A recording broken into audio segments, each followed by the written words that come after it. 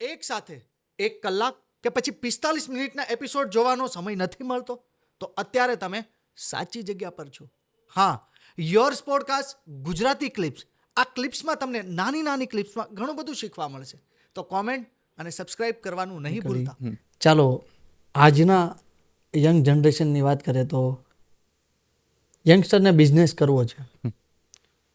એમની પાસે એક લિમિટેડ ફંડ નથી, તો એમને શું કરવું જોઈએ?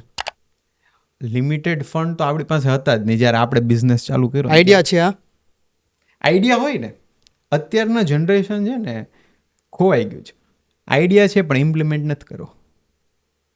બધી જ વસ્તુ છે અત્યારે વાઇડ સ્કોપ છે. તમે સ્ટાર્ટઅપ કરો, ગવર્મેન્ટ ફંડ આપે છે. 50 લાખ સુધીનું ફંડ આપે છે ગવર્મેન્ટ. એમ સ્ટાર્ટઅપ રજીસ્ટર કરો, ગવર્મેન્ટ 50 લાખનું ફંડ આપતું હોય, ટેક્સ પણ માફ 3 વર્ષ સુધી. ગવર્મેન્ટ ફંડ આપે છે, બીજા વીસી છે, વેન્ચર કેપિટલિસ્ટ, એન્જલ ઇન્વેસ્ટર્સ છે જે તમને ફંડ આપશે. પણ તમારા આઈડિયામાં દમ હોવો જોઈએ, તમને પોતાને કોન્ફિડન્સ હોવો જોઈએ એ વસ્તુ કરવાનો. ઓકે. કિક સ્ટાર્ટર છે. કિક સ્ટાર્ટર એવી વસ્તુ છે કે જો લાખો લોકો, વર્લ્ડ વાઇડ લાખો લોકો ઇન્વેસ્ટમેન્ટ કરશે તમારા સ્ટાર્ટઅપમાં, કરોડોનું ફંડ આવી જશે તમારી પાસે. ન જોતું એનાથી ડબલ. પણ એવું આઈડિયામાં દમ હોવું જોઈએ ને. હવે ઓલો કરે છે ને એ મારે કરવું છે, તો એ આઈડિયા થોડોક કયો.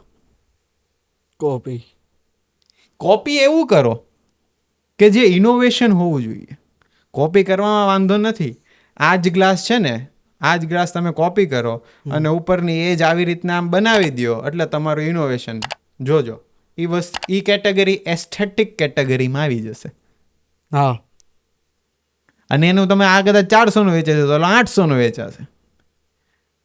વસ્તુ તો એ નહીં જ છે, પણ આઈડિયાને અલગ રીતના રિપ્રેઝેન્ટ કરો. તમે એમ વિચારો કે ભાઈ આમાં તો બહુ બધું કોમ્પિટિશન છે, તો કોઈ બી ધંધો લઈ લ્યો, કોમ્પિટિશન નથી. ડાયમંડ અત્યારે આપણું અત્યારનો અહીંનો ધંધો ડાયમંડ ટેક્સટાઇલ, કેવડી મોટી માર્કેટ છે અત્યારે. ડાયમંડ બોસ બન્યું, કેવડું મોટું બન્યું. એટલે એ બધાને એકબીજા કોમ્પિટિશન નહીં લાગતા હોય? લાગે જ ને. હવે એ લોકો કમાઈને મોટી ગાડીઓ લઈને ફરી શકતા હોય, તો તમે કોઈ બી ધંધો કરો અને તમે એમ વિચારો કે મારો કોમ્પિટિશન આવે. Competition is healthy for the business.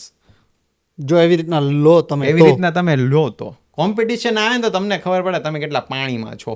ત્યાં સુધી તો તમારો ધંધો એકલા છો તો ચાલવાનો જ છે ને. એટલે કોમ્પિટિશનમાં તો રહેવું જોઈએ. કોમ્પિટિશનમાં રહેવું જોઈએ. કોમ્પિટિશન આવવું પણ જોઈએ. લાઈફમાં થર્ડ પર્સનનું પણ બહુ ઇમ્પોર્ટન્ટ ફાળો હોય છે. બહુ. હવે થર્ડ પર્સનનું આ હનુમાનની એક સ્ટોરી તમને કહું. હનુમાન પાસે શક્તિ ને પાવર બધું હતું જ હતું, બરાબર છે. તો એને કોને યાદ કરાવ્યું હતું? જાંબુને એને યાદ કર્યું કે તારી પાસે આ શક્તિ ને આ પાવર ને આ બધી વસ્તુ છે, તું કરી શકે. જ્યારે એને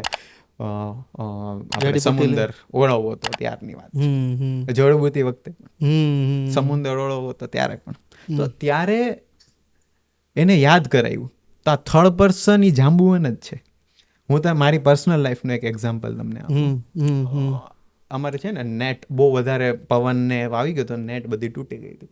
તો 3 દિવસથી લોકો મહેનત કરતા હતા, જે નેટ ઇન્સ્ટોલેશન કરવાવાળા 3 દિવસથી મહેનત કરતા હતા. નેટ નહોતી લાગતી, કોકને કોક વસ્તુથી અટકી જતી હતી. કોકને કોક વસ્તુથી વાયર તૂટી જાય, નેટ તૂટી જાય, ત્યાં સુધીનું એમ બધું 100% પ્રિકોશન્સ રાખ્યા હોય ને તો પણ.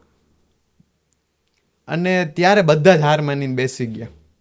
ત્યારે જ હું પણ હાર માનીને બેસી ગયો હતો કે સાલું હવે શું કરશું, એમ માથે ખંજવાળા માંડ્યા. ત્યારે જ અમારો મેનેજમેન્ટ જે કરે છે ને, chief operating officer CJ Chirag Joshi કરીને છે, એને કીધું તરંગ તું હારી ગયો, તારથી ન થાય એવું કામ બને જ નહીં, તું હારીને બેસી ગયો, એક ગજબ કહેવાય કે.